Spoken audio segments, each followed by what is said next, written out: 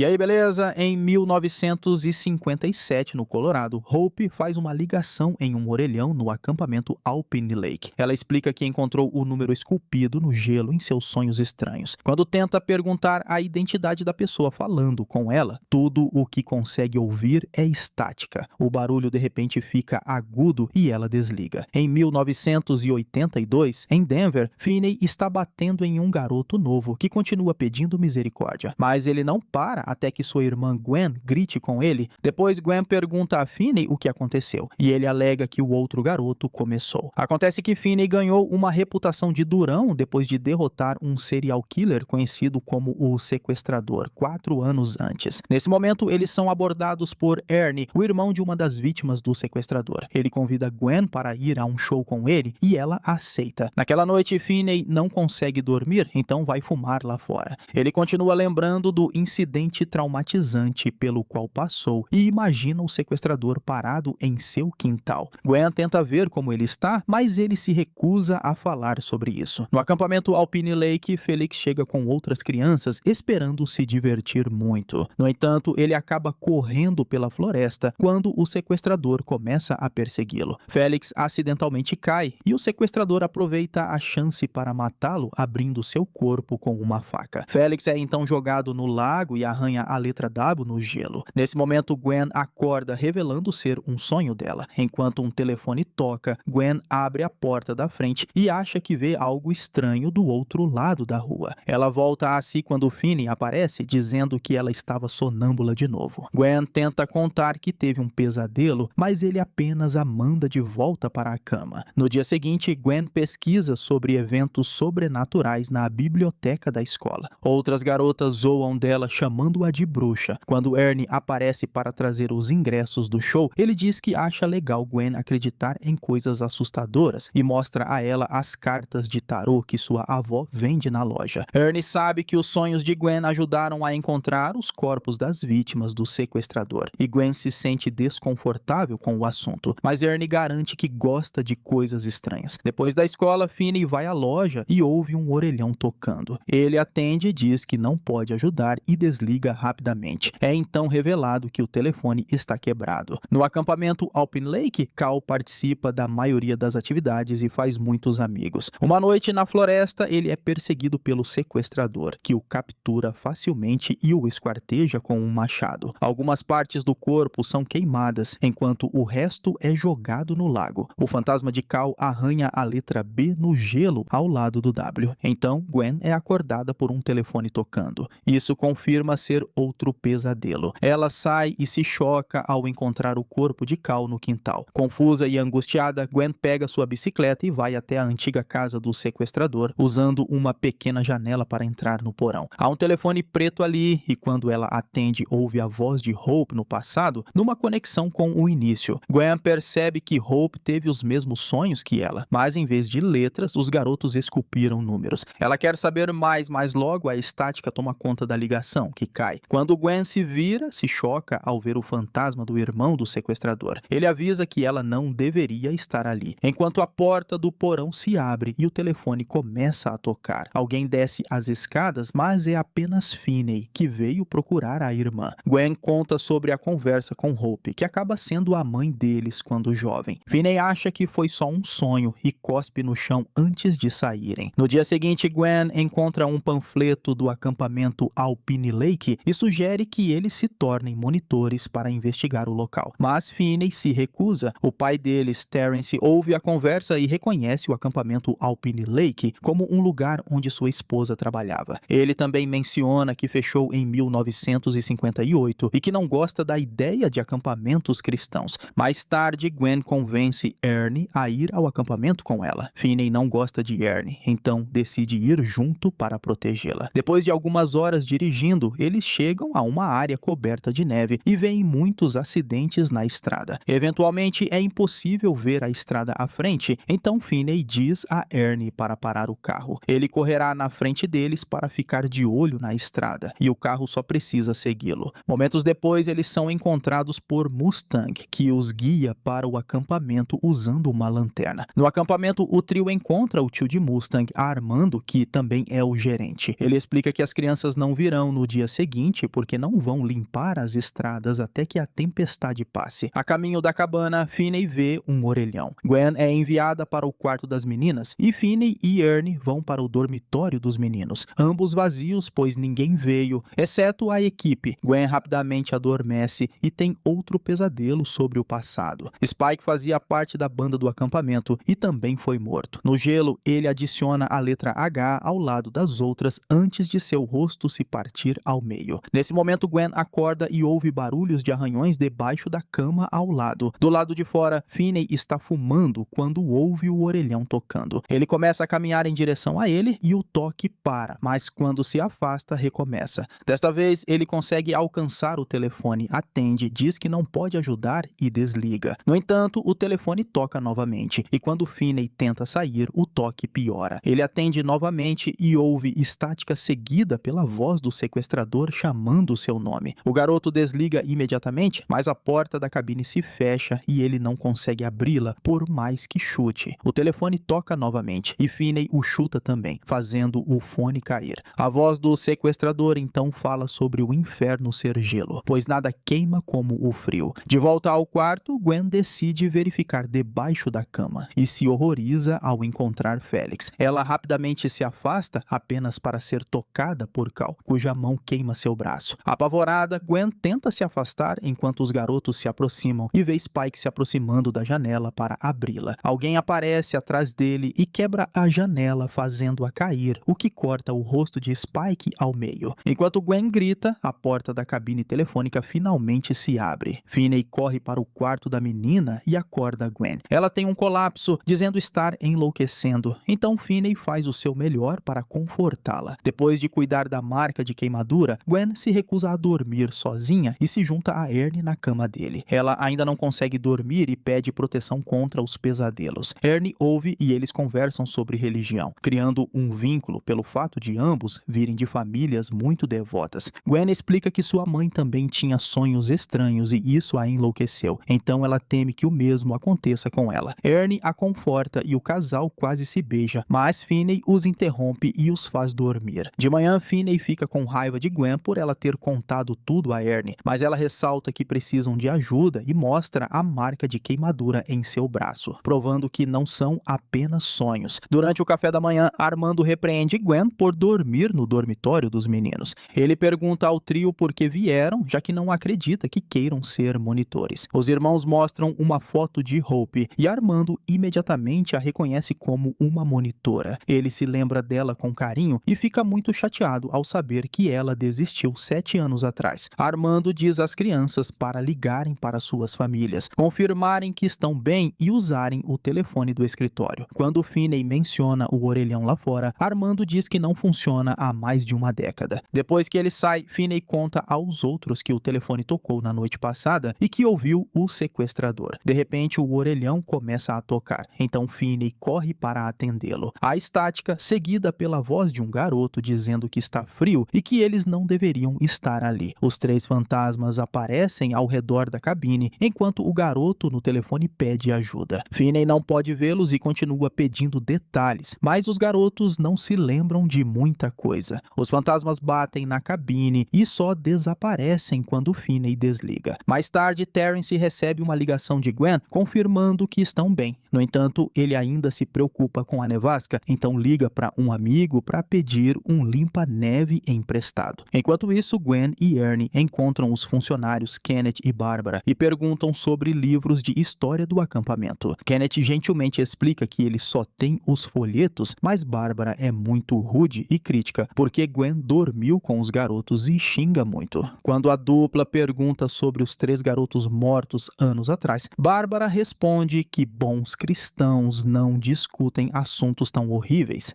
Gwen e Barbara começam a discutir. Então Kenneth pede às crianças para saírem do escritório. Naquela noite, Gwen sonha com Hope atendendo o telefone. Ela também fala com os 3 garotos mortos que pedem ajuda. O fantasma de Felix está perto da floresta e Gwen tenta segui-lo, mas ele desaparece quando penas vermelhas começam a cair do céu. Gwen olha para baixo e vê a jaqueta de Felix no chão, enquanto Spike observa por perto. Um machado cai em um tronco de árvore e sangue começa a sair dele. Um barulho estranho faz faz Gwen acordar e ela vê a porta do dormitório batendo. Por um segundo, ela também vê sua mãe olhando para ela. Gwen sai e encontra Felix, então começa a segui-lo. Ao mesmo tempo, Finney é acordado pelo telefone tocando. Ele acorda Ernie e pede para ele proteger sua irmã enquanto atende a ligação. Gwen vê os dois garotos, mas escolhe continuar seguindo Felix. Finney ouve a voz do sequestrador no telefone, mas não vê seu fantasma perto da cabine. O sequestrador explica que voltou para se vingar, destruindo tudo o que Finney ama, já que o garoto o fez matar seu próprio irmão. Ernie chega ao dormitório das meninas e o encontra vazio, então corre para pedir ajuda. Felix leva Gwen ao refeitório e ela segue uma luz até a cozinha, onde os fornos se abrem para revelar chamas enormes. Alguns objetos caem e o barulho alerta os adultos sobre a localização de Gwen. De repente, o fantasma do sequestrador sai das sombras e a ataca com um machado. Ela faz o seu melhor para se defender, mas o sequestrador usa um cinto em suas pernas para fazê-la cair e ataca novamente. Mas quando Gwen bloqueia o machado, ele tenta sufocá-la. Os adultos e Ernie invadem a cozinha e veem Gwen se debatendo no chão, mas não conseguem ver o sequestrador.